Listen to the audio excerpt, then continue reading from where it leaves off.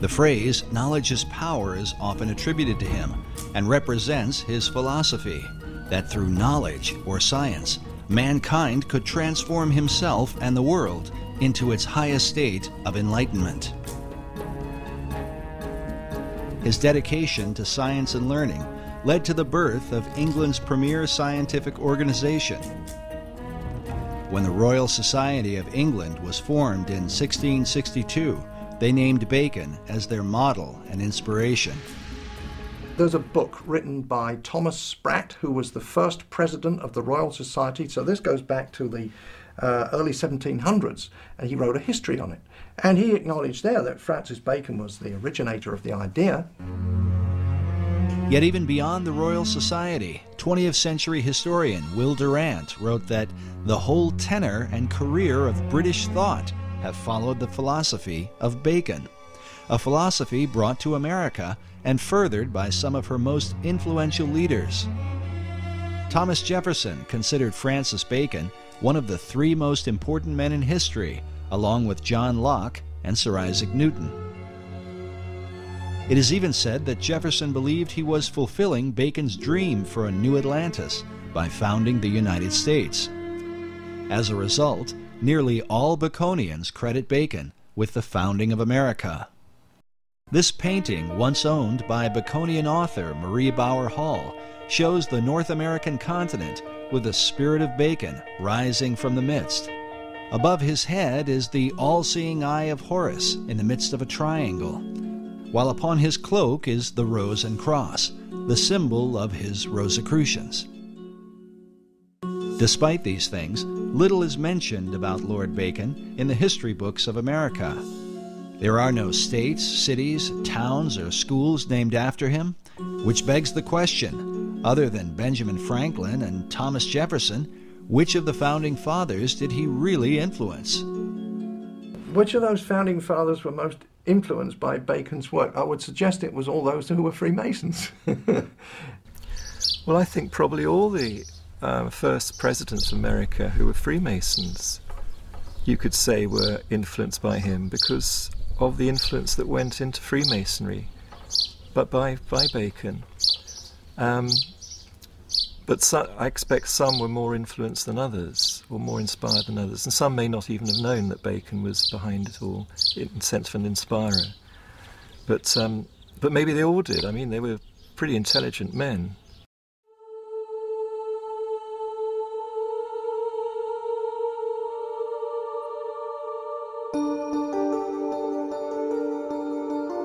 Bacon is considered by some to be the first Grand Master of modern Freemasonry. While the craft would not be officially established until after his death, it was Bacon who mapped out the plan for the ultimate aim of Masonry and all secret societies, the establishment of a new Atlantis. Peter Dawkins is the founder and president of the Francis Bacon Research Trust in England. He has dedicated more than 33 years to the study of Bacon, having written some 14 books about him, with titles such as Building Paradise and Francis Bacon, Herald of the New Age. My research into the life and work of Francis Bacon and all those connected with him, which also takes me back into the wisdom traditions, which I'm very interested in, and into also things like the founding of America, the spread of modern science, and many other fascinating subjects. It's like a gateway into a huge wealth of information and knowledge for today. Dawkins' work is supported by the Pro-Grand Master of English Masonry, the Marquis de Northampton. The Grand Master in England is Prince Edward, the Duke of Kent. Because he is a member of the royal family, Masonry allows Prince Edward to appoint someone to act in his place. As such, the Pro-Grand Master, Lord Northampton, is the acting head of all British Freemasonry. While he declined to be interviewed for this documentary, in his correspondence with our producer, he made it clear that he supports Dawkins' research and considers him an expert on Sir Francis Bacon. This is significant because the Northampton legacy dates back to the time of Bacon and Queen Elizabeth I. Today, Lord Northampton holds authority over Canonbury Tower, where Francis Bacon lived in his lifetime and where he is said to have met with his secret societies. It's a fascinating building, and quite a lot of it's still left. It was once a big mansion house, and there's one wing of it left, and also a tower, which was at the end of another wing which has disappeared. And this tower is known as Canonbury Tower. And the whole mansion itself was enlarged and decorated by a man called Sir John Spencer in Queen Elizabeth's time. And he'd had a year as Lord Mayor. He was quite an important guy in the City of London, and very, very wealthy merchant. And he had a home in London itself, and he also had Canonbury Mansion as his country home, because then it was in the country. Now it's just surrounded by London, part of London, but then it was in the country, up on a hill, and a wonderful place to go to get the country air, and good for your health. And Sir John Spencer was clearly involved with Freemasonry and the early Rosicrucian group, and he embellished all the rooms of the house with special carvings on the oak panelling, which have Masonic and Rosicrucian themes.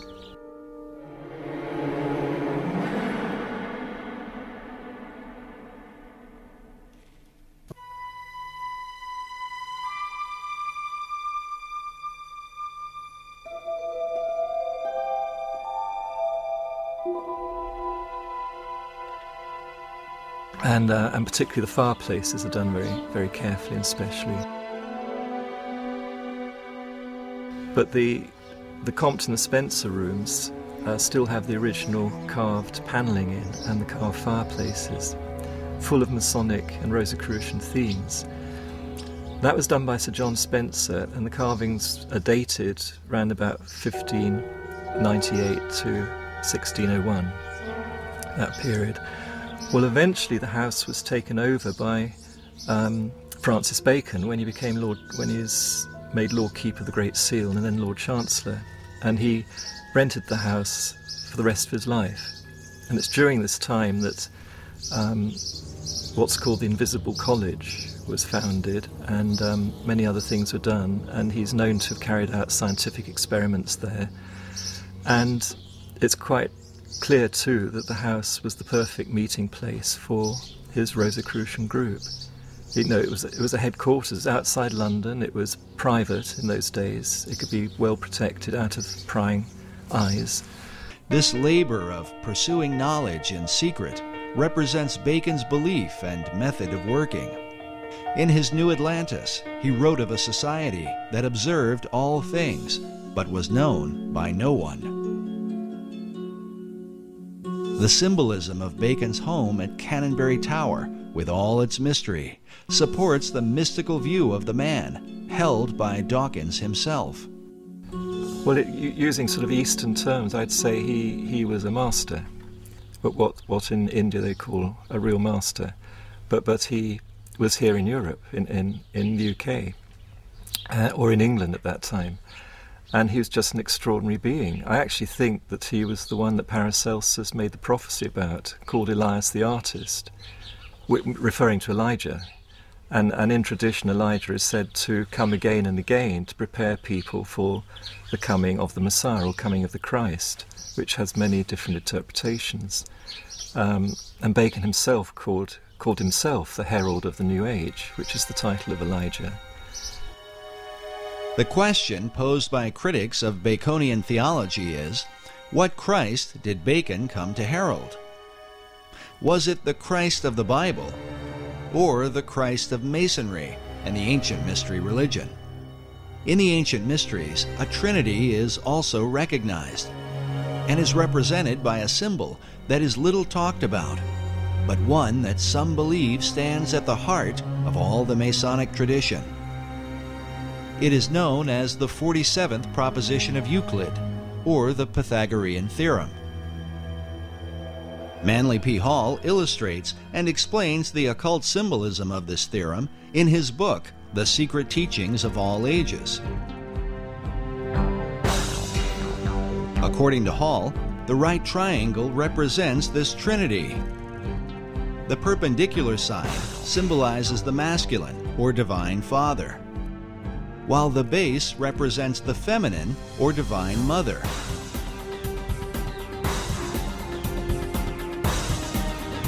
Finally, the hypotenuse is looked upon as the offspring of them both, the divine child, who is sometimes called the Masonic Christ.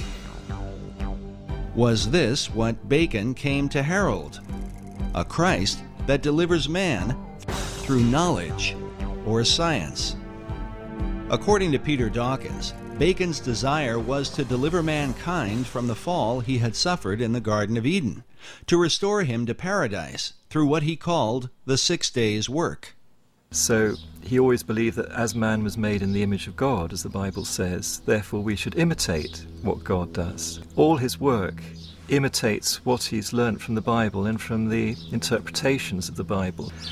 And so the 6 days' work of creation is how to create paradise, because that's in the Bible what's created as a result of the 6 days' work. So he calls his great instauration also the 6 days' work, 6 days' work of creation.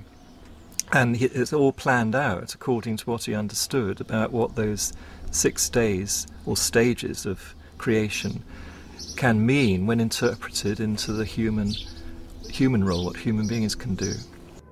While Bacon based his understanding on the Bible, Dawkins admits that his approach was not through traditional Christian doctrine, but rather a mystical view based in the teachings of Kabbalah. He worked like a Kabbalist. He was a master of the Kabbalah, and particularly the Christian Kabbalah. The Kabbalah goes back through the Hebrews, through Moses, to ancient Egypt, and before that it's said to Enoch, who was the great initiate and king of Atlantis. And it said all the teachings come from Enoch, including this Kabbalah. And Bacon was a great master of Kabbalah.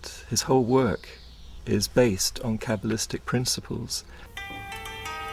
While explaining Kabbalah could go on indefinitely, it might be generally called the Jewish version of the ancient mystery religion.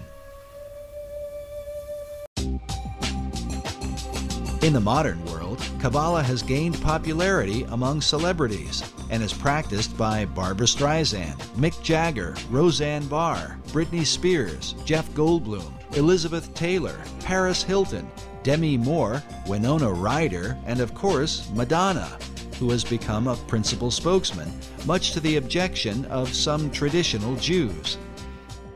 In short, Kabbalah is designed to lead mankind to perfection, where man becomes a godlike being. It is a system that goes hand in hand with the concept of building paradise on earth.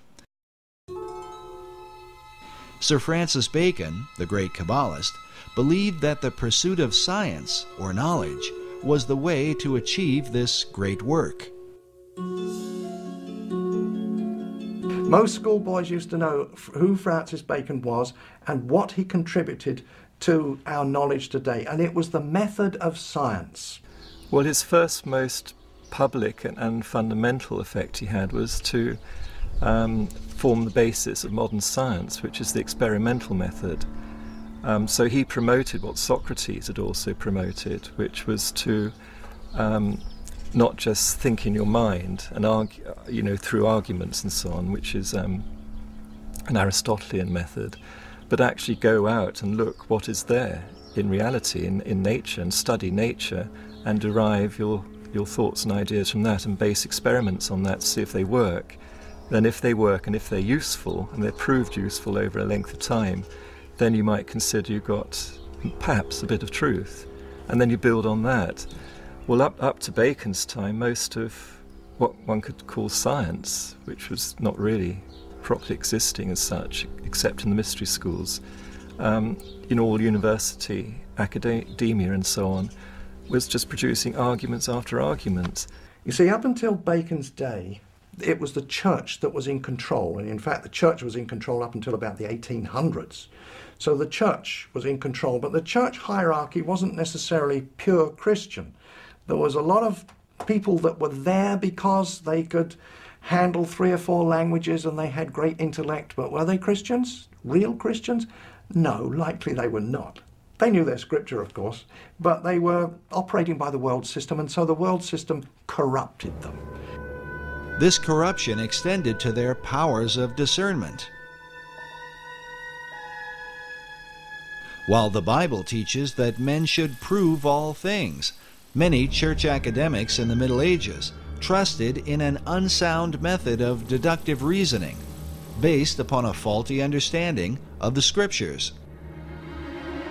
And typically it would go this way, to give an example. They would take from the book of Acts where it says, and the gospel was preached to the whole world. That's one statement. Now the common statement that goes with that is, but the disciples and the apostles never went to the whole world.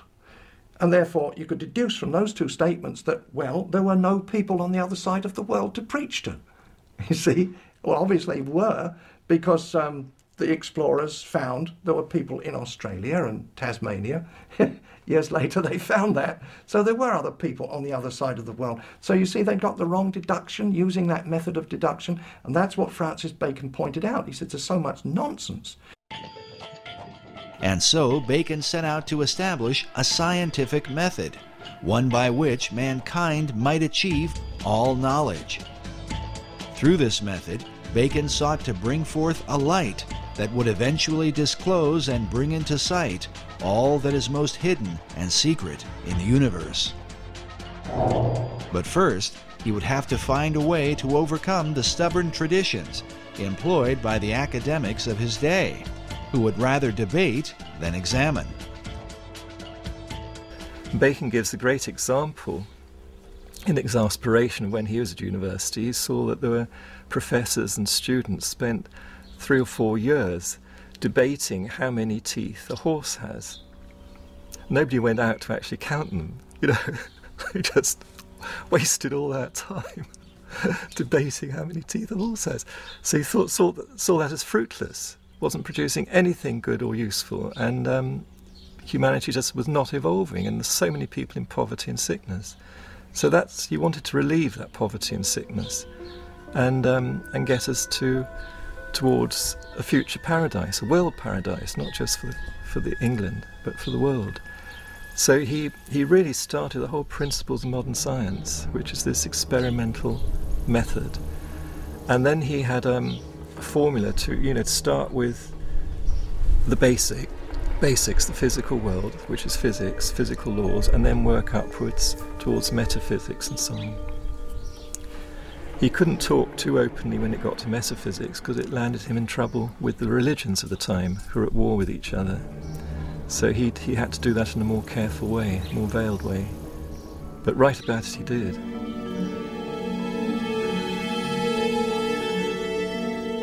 Bacon's metaphysical ideas led him into teachings that would have been condemned by both the Catholic and Protestant churches of his day. He is said to have made contact with the spirit realm, and that upon hearing a heavenly voice, he was given his life's work. To protect himself, he kept his practices veiled within secret societies, in particular the ancient Brotherhood of the Rose and Cross. The Rosicrucians had long believed that powers and principalities from the spirit realm possessed secret knowledge that might be used for the benefit of mankind. These and other teachings were to be kept hidden from those considered profane, and especially from the Church. The Rosicrucians had to be a secret society. Their object was to discover God's truths after him. But some of their methodology was bordering on witchcraft. For instance, the transmutation of base metals into gold. They claimed they could do it. I don't think so. They claim that they could communicate with angels and demons. Well, in the first place, the scripture tells you not to do it. But their idea was that if you could do that, surely those people, those creatures at least, the angels and the demons, they know a lot of things that we don't know. After all, they've been around since time immemorial, and they are familiar with heaven itself, so surely they can tell us many secrets. Well, the church, you see, would take a dim view of that, and they could be put to death for that sort of thing. The Rosicrucian Society had been formed in England prior to Bacon's birth, in part for the purpose of protecting Queen Elizabeth I. In the 16th century, the conflict between Roman Catholicism and the Protestant Church of England was at its peak. Mary Tudor, the daughter of King Henry VIII, took the throne and earned the title Bloody Mary. They were looking for another heir, and so there were no boy heirs of, or no legal boy heirs of Henry, but he had daughters, and so we have Mary. And Mary was now 37, she was one of his daughters, and so she was installed as queen, and that was just after he died, so that would be in 58. And she was a Catholic, a dyed-in-the-wool Catholic, and she had actually married Prince Philip II of Spain. Of course, he was a Catholic too. So the first thing that Mary did was to repeal those laws which permitted the Protestants to practice their religion. Repealed them and then forcefully put to death as many Christians that were of the Protestant faith as she could find. Within the confines of the data that we have, she put to death 300, so there was 300 martyrs there that we know about in the short 6-year reign that she had. No one was safe from Mary's wrath against the so-called Protestant heretics, not even her own sister. Elizabeth Tudor was also the daughter of King Henry VIII, with his second wife, Anne Boleyn, whom Henry had married after divorcing Catherine of Aragon, the mother of Queen Mary. When she was installed as queen, she put her sister Elizabeth I in jail because she was suspected of being a Protestant, so she went to the Tower of London. While imprisoned in the Tower, Elizabeth formed a friendship with a mysterious member of the court, a mathematician and mystic named Dr. John Dee. He was known in the early Elizabethan days as the real wise man, the magus, and he was into a lot of esoteric study. You know, he was certainly an initiate of the wisdom traditions. Dr. John Dee was one of the foremost geniuses of his day. John Dee was 34 years older than Francis Bacon, and John Dee was a mathematician, lived in London. He was a mathematician and astrologer to Queen Mary Tudor. That's Bloody Mary. While Dee began in Mary's service, he soon fell out of favor because of his bizarre experiments, and some say his friendship with Elizabeth. In any case, Dee was imprisoned under suspicion of sorcery, an accusation that would follow him throughout his life, and one that seems not unfounded, considering his system of magic is still practiced by many occultists to this day. One thing that he is most noted for today among occultists is that he and a fellow named Edward Kelly, who was a medium, did magical invocations related to the Book of Enoch to produce an entire, what today is called a Enochian system of magic. And it's this incredibly complex language and alphabet and cubes and magic squares, and it's extremely complex, and it's very, very powerful. In his quest for knowledge, Dee tapped into the powers of the beyond, hoping to learn secrets from the spirit realm. But that's not to say he wasn't trying to communicate with angels. He did. And they can be contacted and talked with. Roughly it means messengers of God. So that's what Dee was trying to do in his own way. But he obviously was too open about it, so in the end he got persecuted for this. But not everyone saw Dee's dabbling as communicating with angels of God. Dee once wrote that he was looked upon as a companion of hellhounds, a caller and a conjurer of wicked and damned spirits. Yet like Bacon, he practiced much of his craft in secret as an active member of the Rosicrucians in England. Some even credit Dee with founding the modern Rosicrucian movement. As such, communing with angelic beings that provide scientific knowledge was a familiar practice. Now, there was a pretty very brief and shady dividing line between what they called scientific knowledge and what we might call outright witchcraft today. It was the demarcation there was very shadowy. This shadowy line was one that Dee crossed many times. Yet for a while, he flourished under the reign of Queen Elizabeth. During this era, some believe that he was a kind of mentor to Sir Francis Bacon.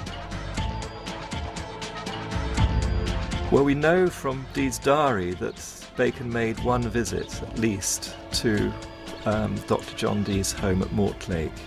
And when these visits were recorded, Dee was meaning people had come to talk with Dee and discuss esoteric matters with him and to use his library and so on like that. So we know that that's a historical record we have. Otherwise, it's circumstantial evidence. Bacon clearly knew Dr. John Dee because he was an important person in Queen Elizabeth's court, and Francis Bacon was a courtier. Perhaps the reason for the lack of records in Bacon's relationship with John Dee is that their work was done behind the veil of secret societies. There's always been these secret societies trying to promote learning and raise the level of people's thought and culture to a kinder level and higher level. But mostly they've worked in secret because the church, most of the different churches have been so, well, not very kind. The problem we're dealing with here is that Europeans discovered an awful lot of information, and very important, good, solid information of sciences that had been, developed richly elsewhere and that were brought into Europe and were so threatening to Christianity that they had to be suppressed. We know what happened to Galileo, and we know what happened to endless numbers of Giordano Bruno and so many others in science. They had to go underground. So the process of forcing knowledge and wisdom underground created a lot of coding and a lot of buzzwords and a lot of secret gestures and terms that still aren't understood to this day. So Dee is amongst that group. While men such as Galileo were persecuted for representing scientific knowledge, the secret societies of the Elizabethan era were in danger not for the knowledge they possessed, but how they obtained it, through occult practices of summoning spirits and conjuring demons. They were, nevertheless, determined to continue for the cause of science and learning. Dr. John Dee led the way in this arena. His method became known as angel magic because of his contact with spirits that Dee believed were sometimes good and sometimes evil. At one point, Dee's angels compelled him to visit the Holy Roman Emperor, Rudolph II, and tell him that he was wicked and that if he did not repent, God would throw him down. Incredibly, Dee obeyed the angels, visited the emperor, and established a friendship that would help to protect him from persecution later on. In his experiments, Dee worked with a medium named Edward Kelly. Kelly was the one who often made contact with the spirits Dee communed with. In a diary entry of June 8, 1584, Dee records a startling account. He claims that Kelly was greatly troubled when the angels tried to persuade him that Jesus was not God, and that no prayers ought to be made to him. They further claimed that sin did not really exist, and that man's soul simply moves from one body to another, in what sounds like reincarnation. Upon hearing this, Kelly was apparently distraught, and believed they had contacted evil spirits. Nevertheless, the angels provided Dr. Dee with gifts of knowledge.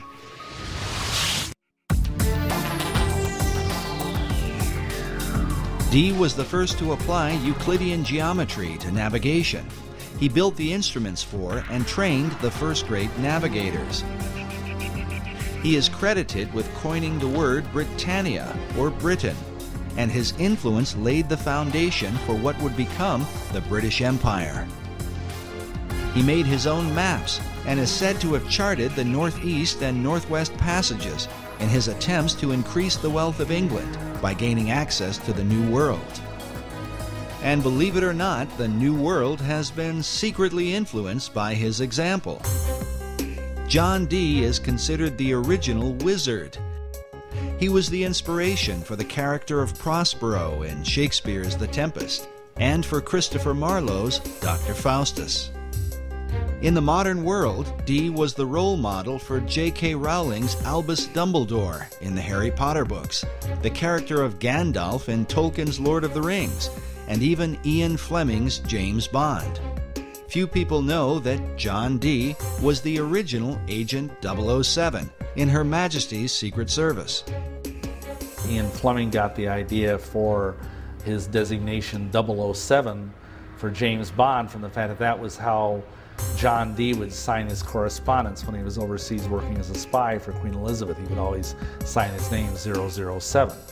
And that's where the concept came in for James Bond. Because James Bond was originally intended to be kind of a modern day Dr. John Dee, although it never really developed that way. While Dee's character continues to intrigue, some would argue that compelling the imaginations of literary minds was not his greatest influence. This image shows what appears to be a wizened old man passing a lamp in the dead of night to a younger man in Elizabethan clothing. Baconians believe this old world engraving represents Dr. John Dee passing the lamp of esoteric knowledge and wisdom to his successor, Francis Bacon. Both Bacon and Dee were men of science, dedicated to the advancement of learning. Both men were members of the Rosicrucian Society, of which Bacon would become the chief. Like Bacon, John Dee believed that America was indeed the lost continent of Atlantis. But where did he get this idea? Was it given to him by his angels?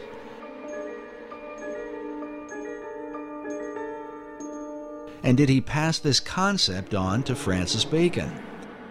We can only speculate. But when Queen Elizabeth took the throne, the dream of colonizing this new Atlantis would come closer to being a reality. When Bloody Mary, as she was called, this was Mary Tudor, who had been now on the throne and persecuting the Christians, and she died, perhaps ironically, with a false pregnancy. And so when she died in 1558, then after that, Elizabeth I came in as queen. And so there were questions of what day should be chosen for Elizabeth's coronation. The coronation of a new ruler was an important event, the timing of which, it was believed, could determine the success or failure of a monarch's reign. To ensure her good fortune, Elizabeth called upon her old friend, Dr. John Dee.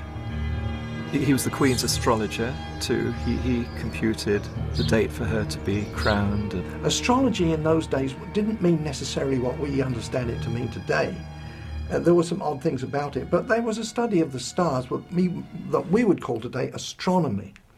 So they had to know about the movements of the stars and the planets, and they were pretty knowledgeable about that. So it was a strange mixture of astrology and astronomy. So that's what he was doing. It's debatable how the efforts of Dee's astrology impacted the course of England. But when the new queen took the throne, it marked the beginning of an unprecedented era in English history. During this time, the language of the New World would be transformed, ancient knowledge would unfold, and the course of the philosophic empire would be established. The modern world would be changed forever, largely because of Queen Elizabeth I. And she was bright. This was Queen Elizabeth of England, one of the brightest queens that England has ever had. Whether she was a true Christian or not was perhaps doubtful, but at least she did support the Protestant cause and not the Catholic one.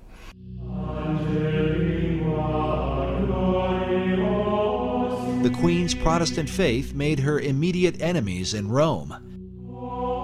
In April of 1570, Pope Pius V issued a papal bull excommunicating her from, quote, the unity of the body of Christ. Well, that meant that the Pope was saying to all the Catholic kings of Europe, go and invade England, kill the Queen, take over the country, make it Catholic, and I'll give you my blessing. So that was a huge threat to England and the Queen. So the English, who didn't like that, didn't like that idea, they formed a close-knit protection around the Queen and their country. To answer the threat of spies and assassins from Rome, the English set up an intelligence network under the leadership of Sir Francis Walsingham, known as the Queen's Spy Master. Among his secret agents were Dr. John Dee and later on Sir Francis Bacon, along with their Rosicrucian Society, which is said to have been formed in England for the purpose of protecting Elizabeth. But some suspect the Order of the Rose and Cross had yet another agenda. I think they would have definitely been on the Protestant side of things. They would have had a vested interest in using all of their both political savvy and occult savvy to protect the Queen, but I also think they had an esoteric agenda as well. This society had a very esoteric base. Behind it had links with the wisdom societies, the wisdom traditions throughout Europe, and inherited a lot of that wisdom light being passed on. And so they had an inner program which was to try to raise consciousness of society. According to Bacon, Rosicrucianism seemed to represent the very heart and focus of the entire New Atlantis concept. Francis Bacon's last book that he was writing at the time when he allegedly died, that was 1626, but his last book was called The New Atlantis, and the subtitle was The Land of the Rosicrucians. Why the Land of the Rosicrucians, or Rosicrucians? Why did Bacon deem their influence to be so important? Rosicrucianism gets its name from the symbols, the main symbols used, and that's the rose and the cross. But these are very ancient symbols. They go back long way in time, and being used by different societies for thousands of years. In the hands of different societies, the symbol has been interpreted in a variety of ways. There is the decipherment of the rose that received much attention in Dan Brown's Da Vinci Code. The rose is a symbol of secrecy, and the term in Latin that characterized the relationship of the rose to secrecy was sub rosa, meaning under the rose. So secret orders world round, when they swear to secrecy, swear sub rosa. The secrecy of the rose represents the hidden knowledge of the ancient mystery religion, while the cross symbolizes Christianity. The combining of these two is what defines the belief of nearly all the secret orders. The symbology there is the infusion of all this Eastern Persian spirituality into Christianity. Was this fusion of beliefs a part of Bacon's plan? And what sort of impact could it have? The Reformers argued that the mixture of paganism and Christianity is what produced the Dark Ages. Would Bacon's program of the Rose and Cross be a blessing or a curse? And how would this whole thing be carried out?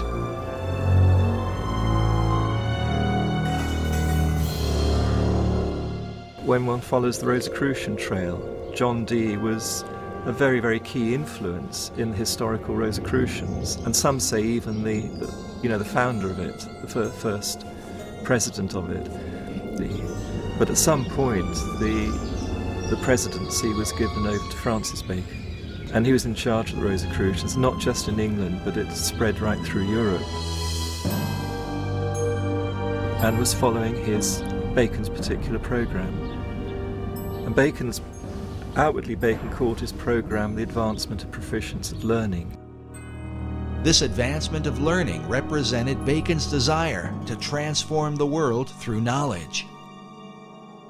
But he recognized that the key to obtaining knowledge was in a people's ability to communicate.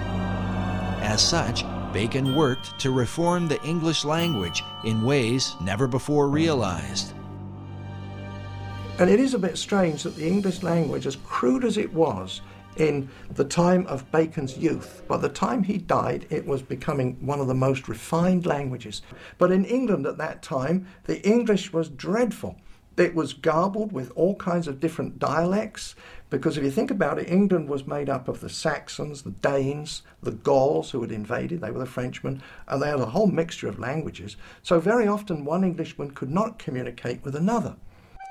To address the problem, Bacon surrounded himself with writers and poets who were like-minded. All these people, these kind of intellectual people, they all read and wrote in Latin, but they said, look, we need an English language. We're going to be a great country. So they needed a language and literature. So how to develop that skill. And that's what, I think that's principally what Bacon did. He gathered around him a literary society, writers, poets, artists as well. And some of them were employed to as part of the Secret Service of Queen Elizabeth. And they had communications with people all over Europe, in all the different countries of Europe. And from their letters, they derived the roots of new English words, which they invented and put out. These new words were put out through a variety of literary works, books and poems and plays of the theatre.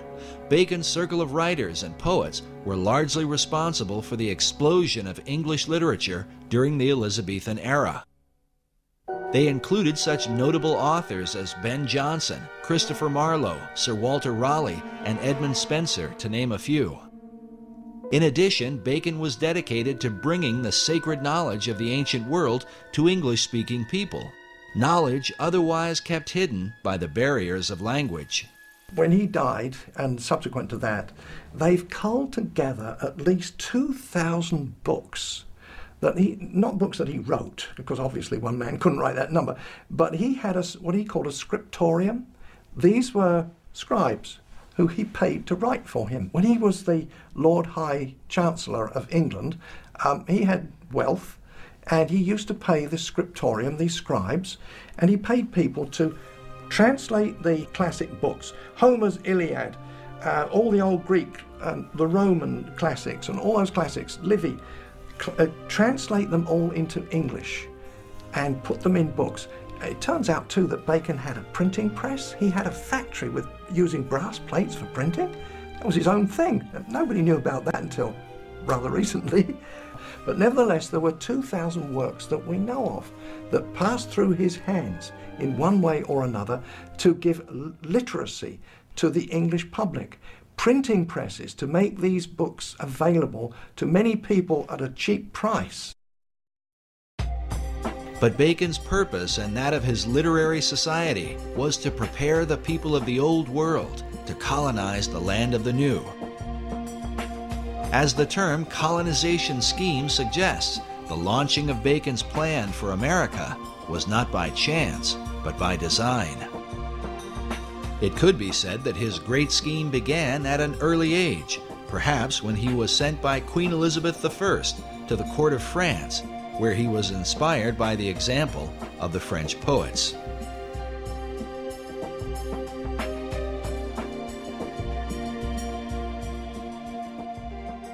Another major influence, he obviously was inspired in France by the French Pleiades, the group of French poets who were deliberately trying to make the French language into a really good language, particularly for poetry and writings and so on of that sort. And Bacon spent several years at the French court, came back very inspired and wanted to do the same thing for the English language. Upon his return to England, he was sent to study law at the prestigious Gray's Inn in London, where his statue can be seen today. It was here that Bacon formed the beginnings of his own literary society, a secret group known as the Knights of the Helmet. The Knights of the Helmet it's actually the name of a masque he wrote, or it's thought he must have written, because masques were put together by a lot of people for the royal court or for the Inns Court, which was where the lawyers were. And to get a job as a lawyer or a minister or official in the government, you had to be first of all a lawyer, and you had to know how the royal court worked. So every year they had to put on huge celebrations imitating the royal court, and part of that celebration was masks. And many people were involved in creating these entertainments with their masks. Francis Bacon was just one of them, but he became a key one, and he wrote quite a lot of the mask material, which one can identify. You know, once you get to know Bacon and his writings, you can identify what was done. And he's acclaimed by the lawyers as being the great one who inspired them and led them and wrote for them, you know. But the Knights of the Helmets was the name of one of the masks at a key moment when the whole Shakespeare authorship, the name the Shakespeare was being used for the first time. The Knights of the Helmet took as their inspiration the Greek goddess Pallas Athena, who carried a spear and who wore a great helmet, a symbol of secrecy. According to tradition, one that wears the helmet of Athena becomes invisible. And they had to swear allegiance to it. And not only that, Athena, the goddess Athena, carried a spear that she shook in the eyes of ignorance. And she was one of the greatest goddesses among the Greeks, ruling through intellect and man's wisdom. Even as Dr. John Dee had been inspired by angelic beings, some researchers believe that a spiritual encounter with Pallas Athena gave Bacon the inspiration for his life's work. Well, in some of those cipher writings that he had written, he writes there how this he heard an heavenly voice. The voice he heard inspired him towards secrecy and to imitate the work of God. The Divine Majesty takes delight to hide his work, according to the innocent play of children. Surely for thee to follow the example of the Most High God cannot be censored. Therefore put away popular applause, and after the manner of Solomon the king, compose a history of thy time, and fold it into enigmatical writings and cunning mixtures of the theatre. That was his mission in life. And for the rest of Bacon's life, he was dedicated to that one purpose. Baconian scholars believe that Bacon's revelation led him to develop a series of theatrical works that would teach the English people and transform them into a nation that could one day dominate the world and resurrect the Atlantean dream. Believing that he put away popular applause as his heavenly voice had commanded, he is said to have written behind the identity of William Shakespeare. Shakespeare is a synonym for Apollo and Pallas Athena. They're both known as shakers of the spear in classical tradition, and the spear represents a ray of light, a ray of wisdom, and they shake that spear at the dragon of ignorance. Exactly what Ben Jonson says in his preface to the Shakespeare Folio, to shake a lance at the dragon of ignorance. And this is the role of an Apollo or Pallas Athena. And they have always been the muses of the other 9 muses, who themselves are the muses of all the writers, poets, artists, and so on in history. So Apollo and Athena are the great inspirers. They're the great Shakespeares. Bacon incorporated these Greek gods within a key symbol, the AA headpiece representing Apollo and Athena. Usually one of the A's is shaded, denoting a light and dark side. This symbol is found printed at the head of certain pages within the Shakespeare Folio and among the acknowledged works of Francis Bacon. Of the two polarities, Apollo and Athena, it was Athena that seemed to dominate Bacon's imagination.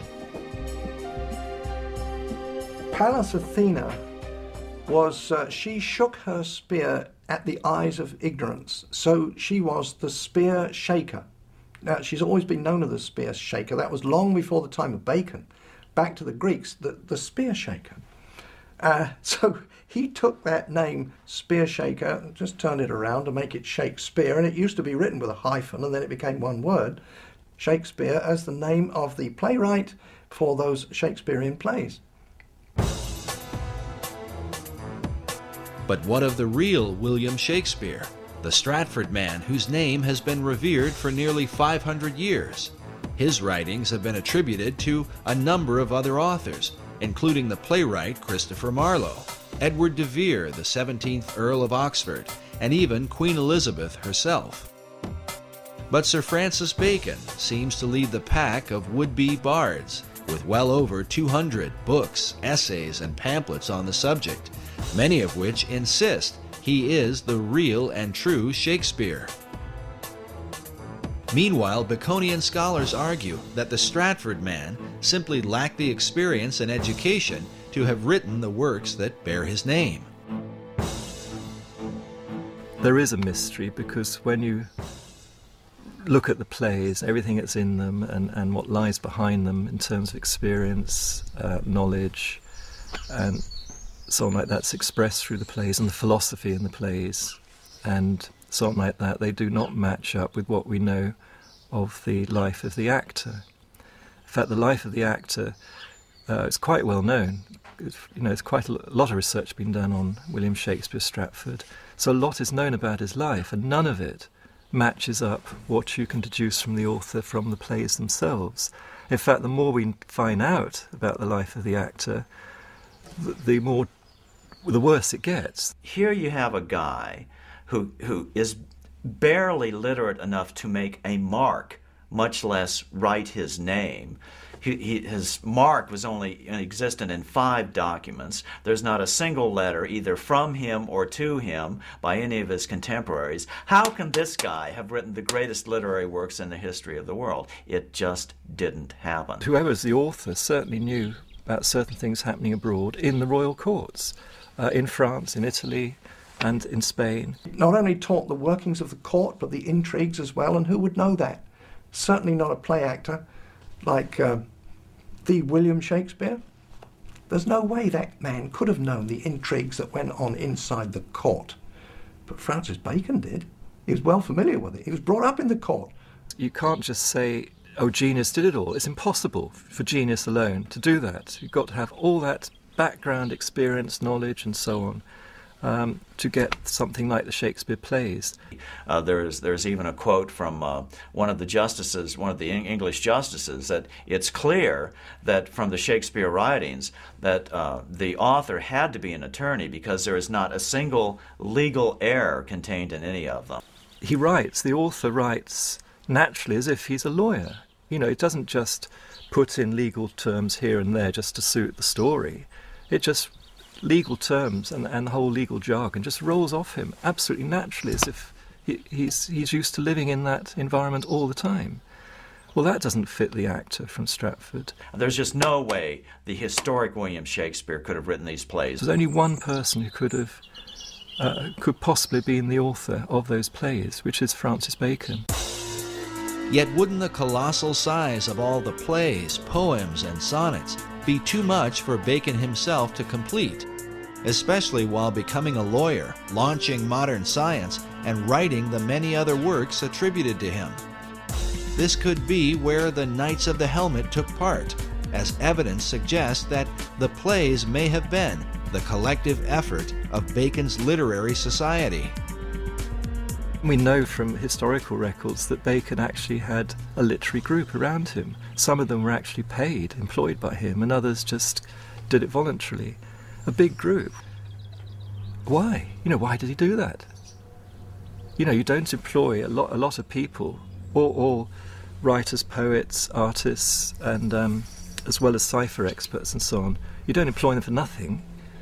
So what did they do?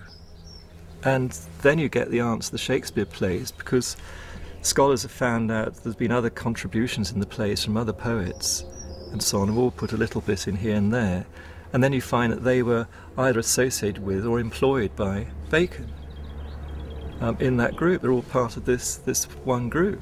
So then the picture emerges of a typical Renaissance studio, but instead of being an artist, a painter with his studio of pupils, you've got a writer with his studio of pupils working with him. They each contribute a little bit to the picture or the story, but the main artist or author is Francis Bacon himself.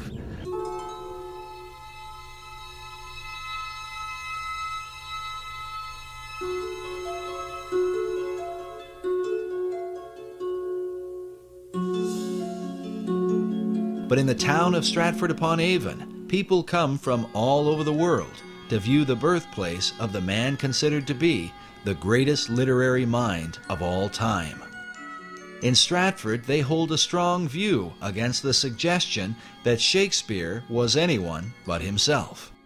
It's a conspiracy theory, and it's all aimed at toppling the greatest writer who's ever lived. There is a Shakespearean trust in England, and these are people who are dedicated to the cause of supporting and maintaining that William Shakespeare, the actor, was the actual playwright.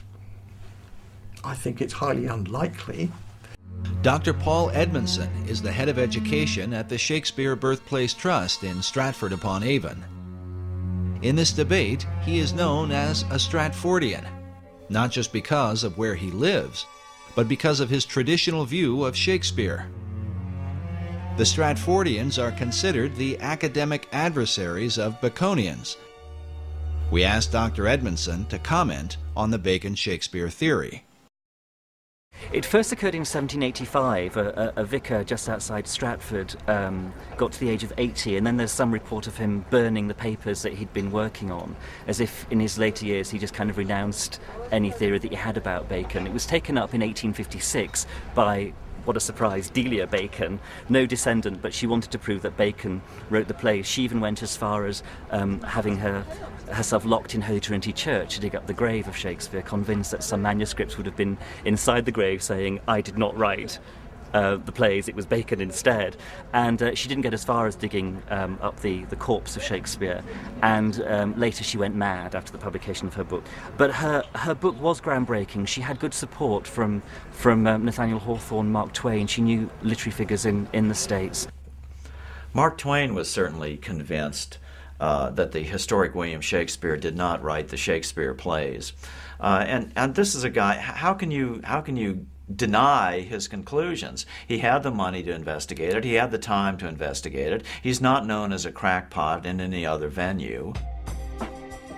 In 1909, Twain took up the Bacon-Shakespeare controversy with his own book titled Is Shakespeare Dead?, in which he questions the reputation of the Stratford actor in his lifetime. He's saying that in Shakespeare's own life, no one regarded him as being important or famous or a brilliant playwright or anything like that. It was only 2 or 3 generations after his death that suddenly the historic William Shakespeare became a big deal. So however, the plays enjoyed immediate success and immediate prominence. So how do you explain that?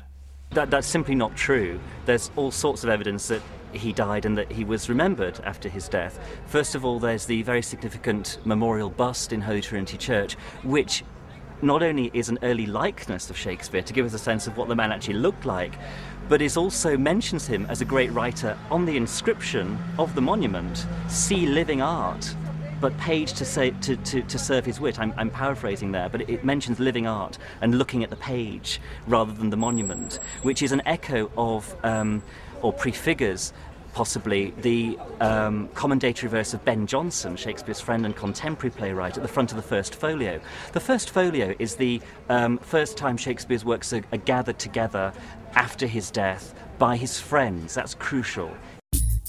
What is equally crucial is that the 2 tributes mentioned by Dr. Edmondson did not come about until years after Shakespeare's death.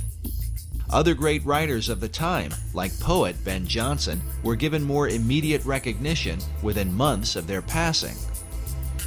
Just as importantly, the great folio assembled by Shakespeare's friends 7 years after his death contains what many believe to be some important clues.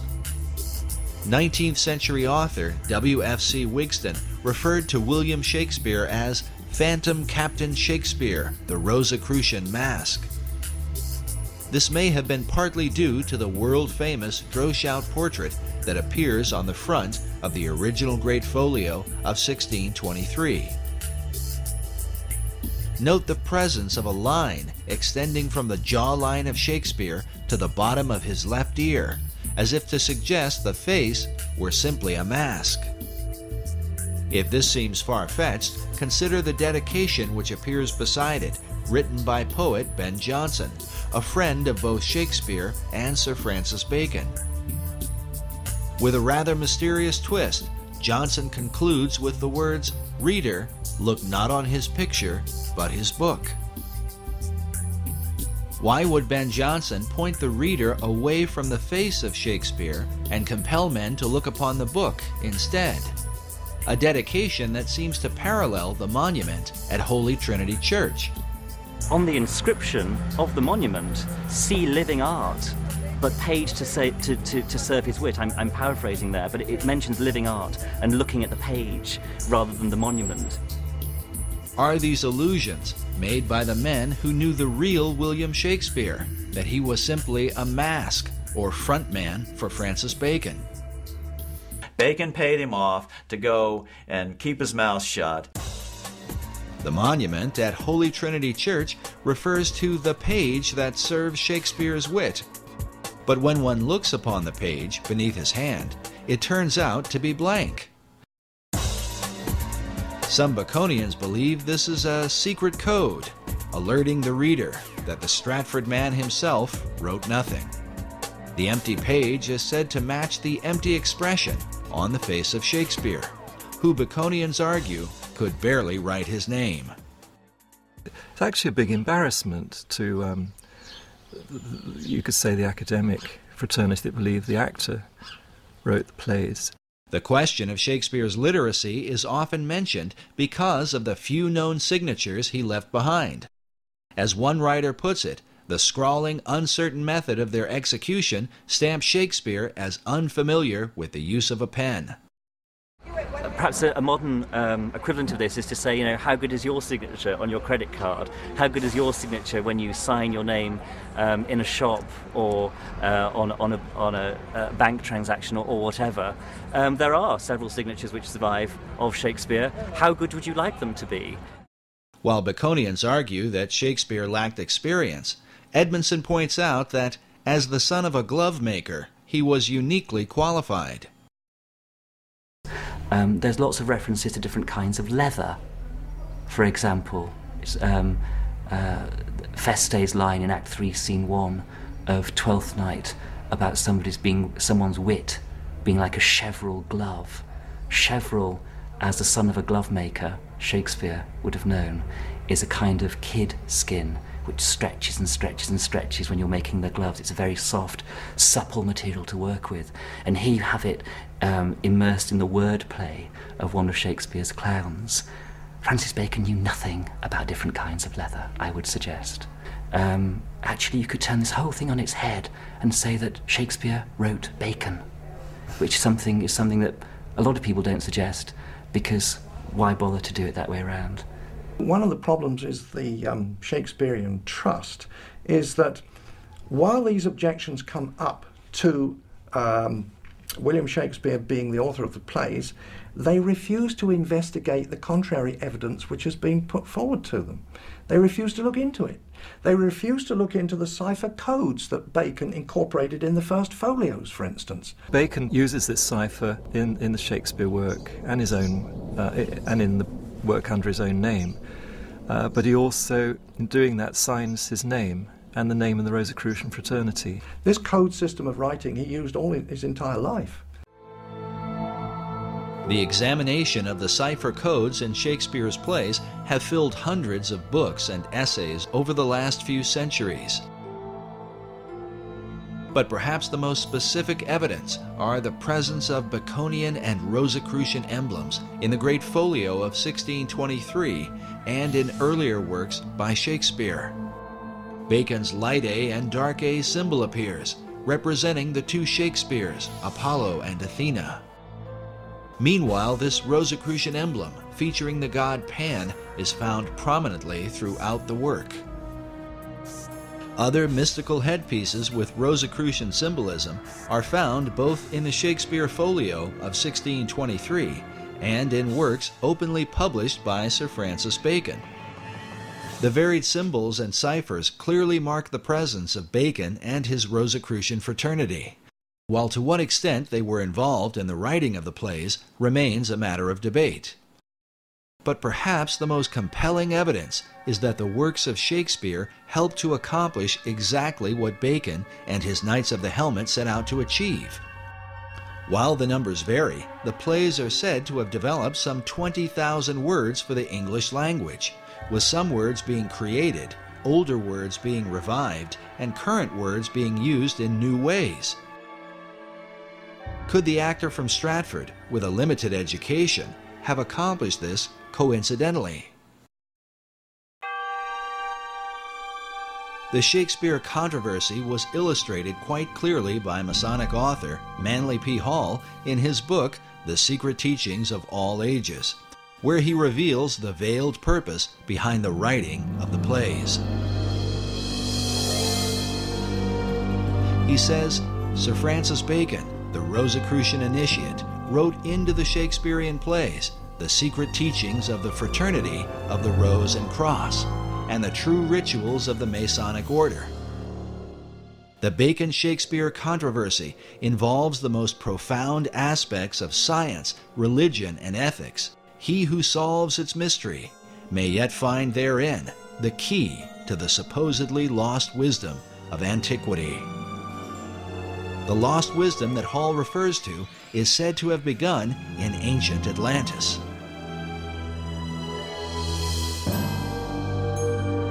Is this the real key to understanding Shakespeare?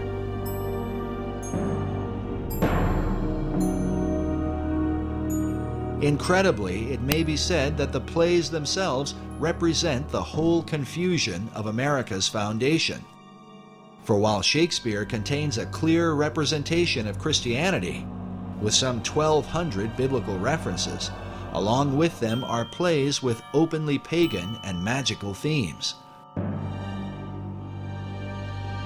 Like the symbol of the Rose and Cross, the plays combine the teachings of Christianity with the wisdom of the mystery religion.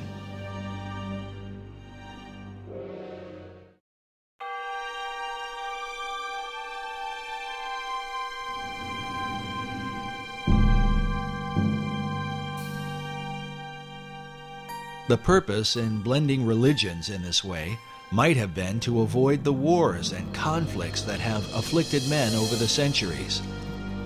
Bacon, who saw religious persecution in his own day, may have inherited this view from an earlier Masonic influence, the Knights Templar. The whole episode of the fall of the Knights Templar is a matter of conflicting historical controversy. We do know that when they left the Holy Land, the order had increased in numbers and power, and by the beginning of the 1200s, they had returned to Europe, and the Knights Templar then became the dominant financial force in Europe. The Templars were the people that loaned the money. Well, of course, the popes and people to whom the money was, they owned the money, they could get rid of their debt by getting rid of the Templars, and they did.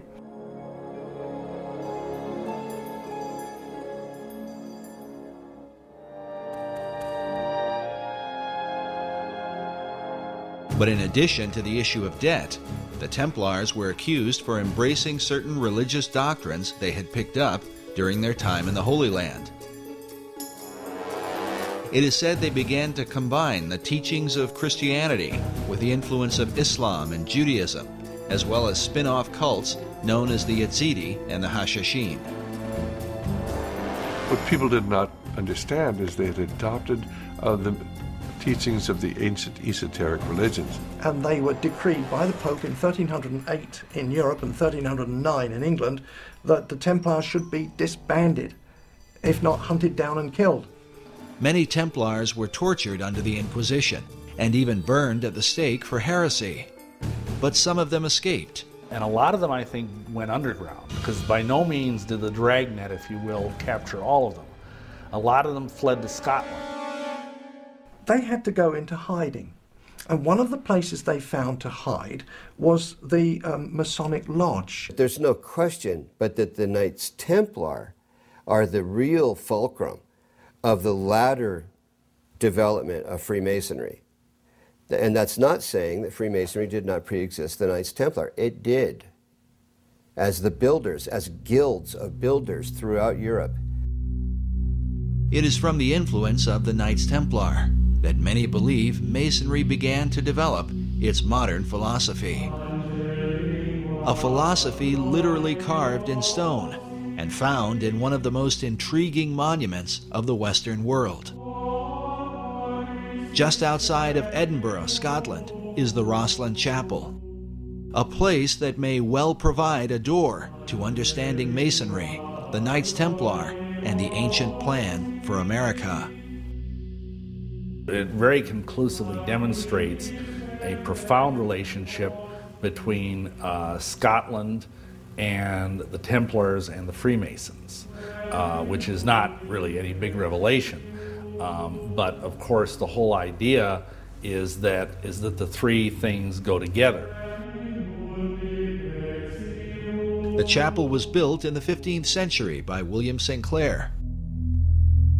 The tomb of his ancestor of the same name, and who died a century earlier, is found within. His name, as it appears, William St. Clair, Knight Templar, is believed to be a link between the Templars and the Scottish Masons who built this mysterious chapel.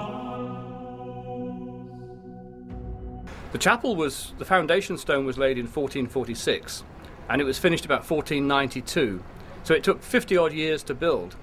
And the interesting fact is that William St. Clair, the builder, was 50 when the job started, and he died when it stopped. So this man was uniquely old, because in medieval times you wouldn't expect to live perhaps more than 35 years or so.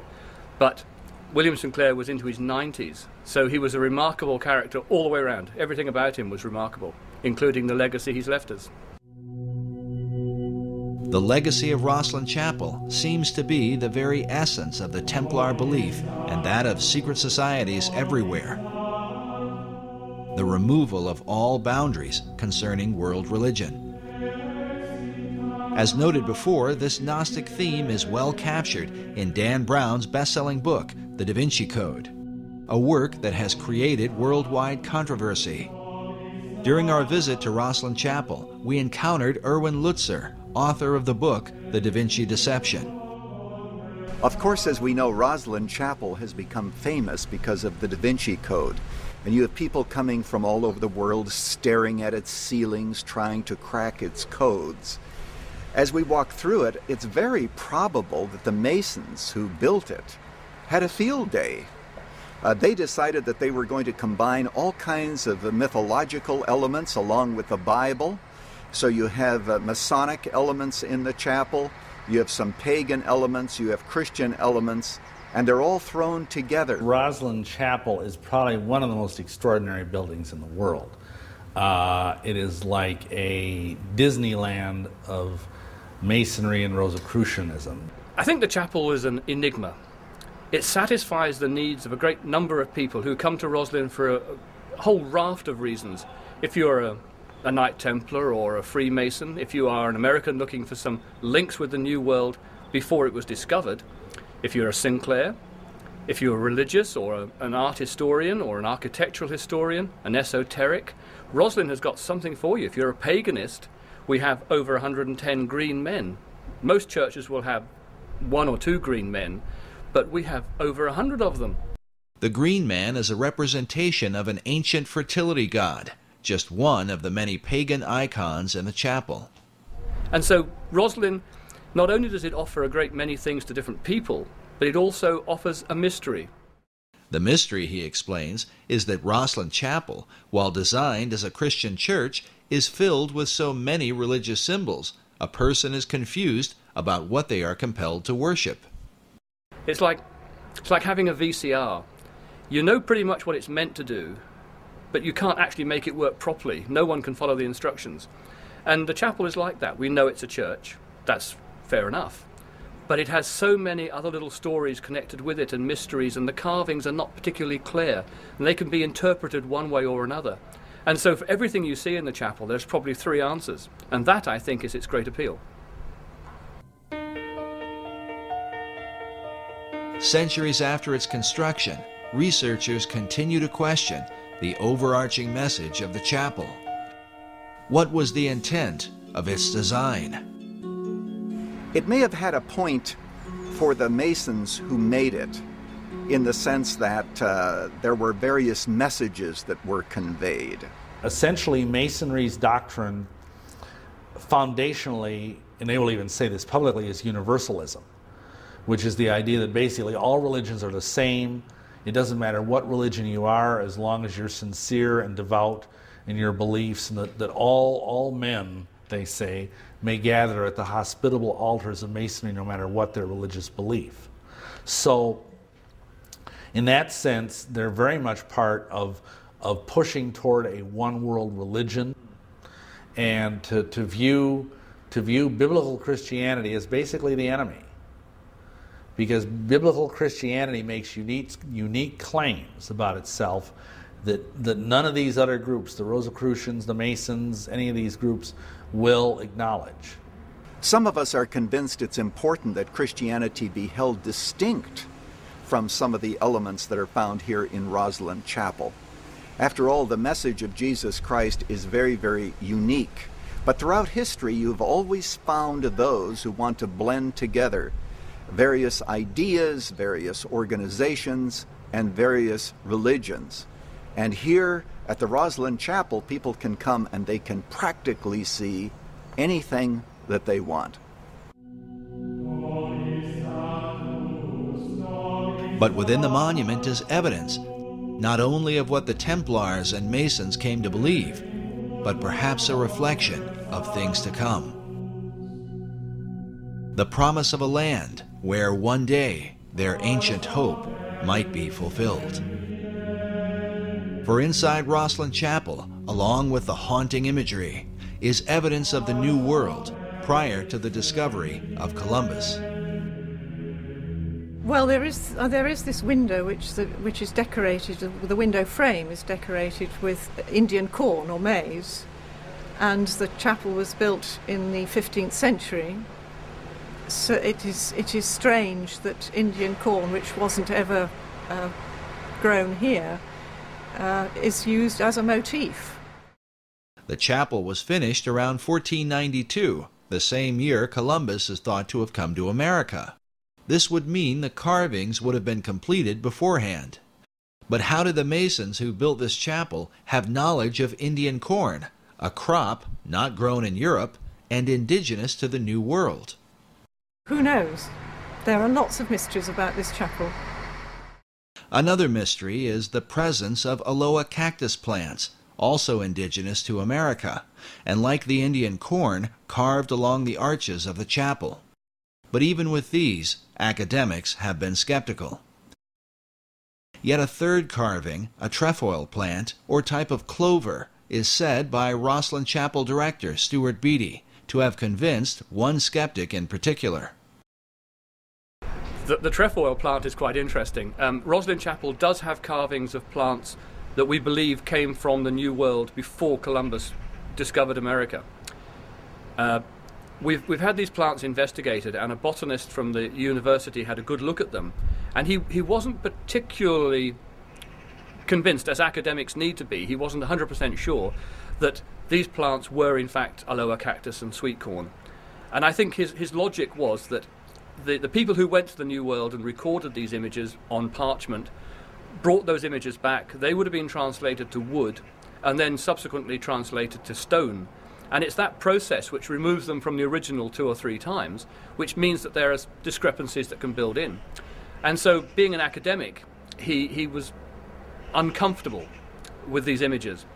And when looking around the chapel, his eyes lit up, and he came and got me, and he said, whilst I was fairly unsure about the sweet corn and aloe cactus as being honestly genuine, I have found a trefoil plant on what would have been the outside of the chapel at the time, but is now the baptistry, that would only have been found in the New World.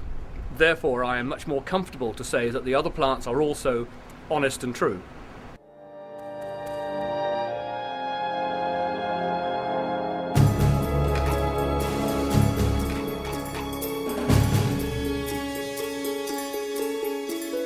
When the Templars were arrested in Europe, many of them are said to have escaped with a great fleet of ships that were never to be found. Could they have made their way to the New World? If so, they could have handed down this knowledge through secret societies to men like Francis Bacon, and before him, Christopher Columbus. Some people believe that Columbus didn't just accidentally stumble onto America, that some secret society which he had access to had knowledge of the existence of the continent of both North and South America. Was Christopher Columbus a member of a secret order?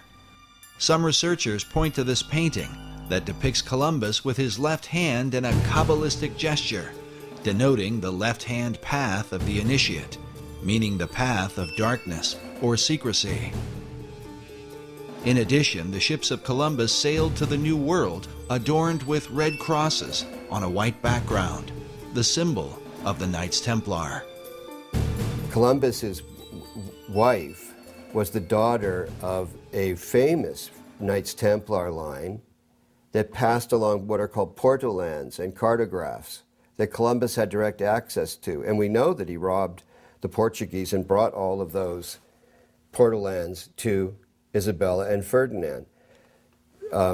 What I'm suggesting is that people knew about this new Atlantis. They knew at the time of Columbus and before the time of Columbus. But did the secret societies involved view the New World as Atlantis of old? And if so, from where did they develop this idea? Was it only from Plato's account? Or from a belief more deeply rooted in America's secret history? In his groundbreaking book, America BC, Harvard professor Barry Fell reveals the presence of ancient Europeans in New England and the American Midwest as far back as 800 BC. The author uncovers evidence of ancient Celts and Druids, with travelers from Spain, Libya, Carthage, Rome, and Egypt, all of whom came to the New World centuries prior to its so-called discovery by Columbus. His research exposes that the all-seeing eye was present in places like Vermont and New Hampshire long before the new order of the ages was declared. Does this stand as proof that America was indeed known by the ancients, and that its destiny has been the plan of secret societies from long ago? Sir Francis Bacon believed it was his mission to reform the world in preparation for building paradise on earth, to lead mankind into a new age. And Bacon himself called himself the herald of the new age, which is the title of Elijah.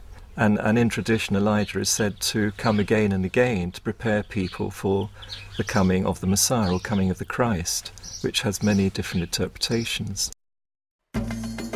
As shown before, the Masonic Christ is perceived as the hypotenuse in the 47th proposition of Euclid. This rare Pythagorean symbol is found among the Masonic regalia of the 4th Earl of Rosslyn, whose family owns the Rosslyn Chapel. Oddly enough, this same emblem forms the heart of the design for Washington, D.C., known as the L'Enfant Triangle. Masonic author David Oveson claims that the entire city of Washington is based around this Pythagorean theorem. If so, America's capital might stand as the ultimate dedication to Bacon's great plan, a city designed symbolically to represent the Masonic Christ that Bacon came to herald. If these things are so, what can this mean for the secret destiny of America.